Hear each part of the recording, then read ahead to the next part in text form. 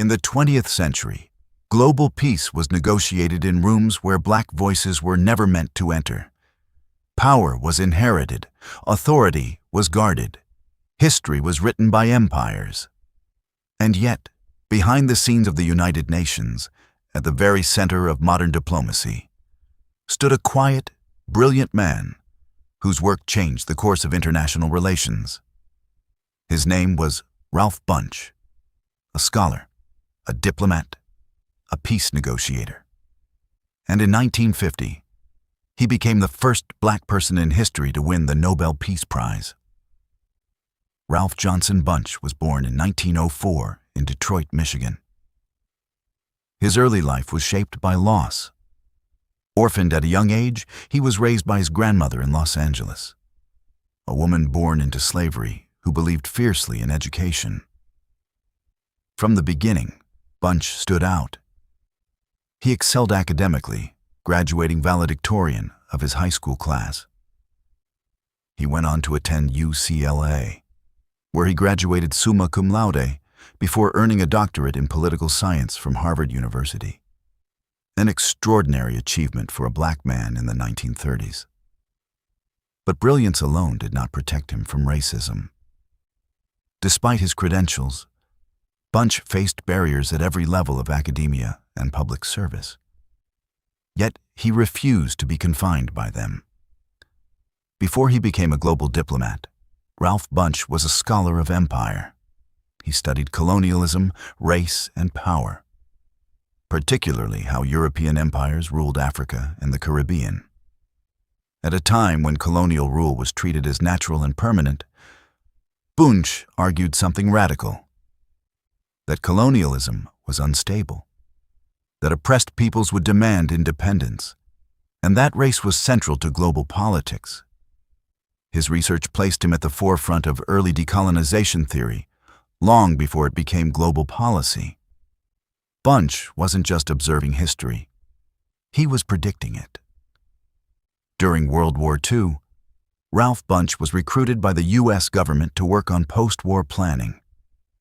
His expertise helped shape what would become the United Nations.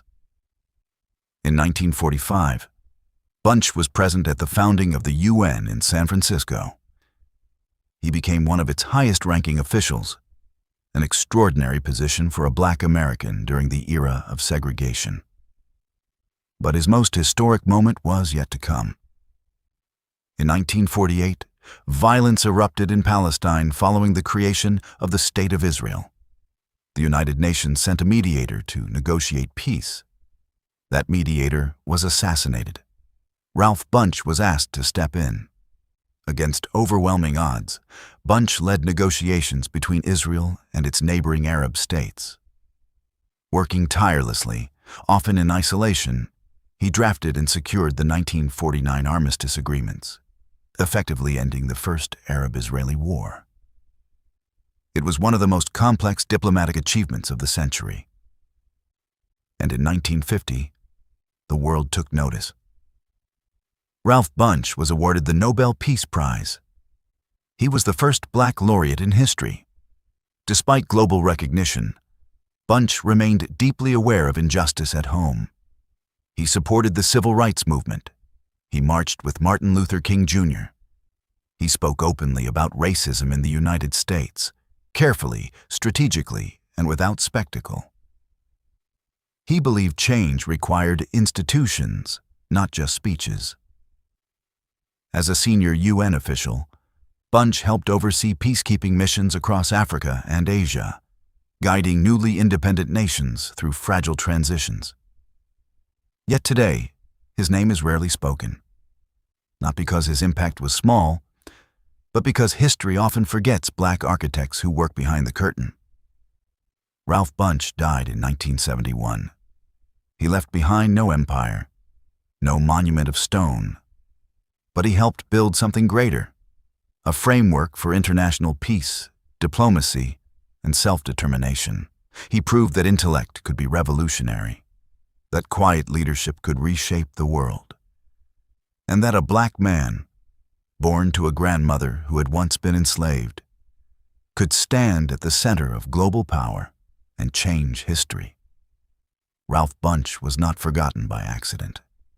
He was forgotten because his brilliance challenged the story of who leadership belongs to. Black, brilliant, overlooked. This is the story of Ralph Bunche. We tell these stories because they matter.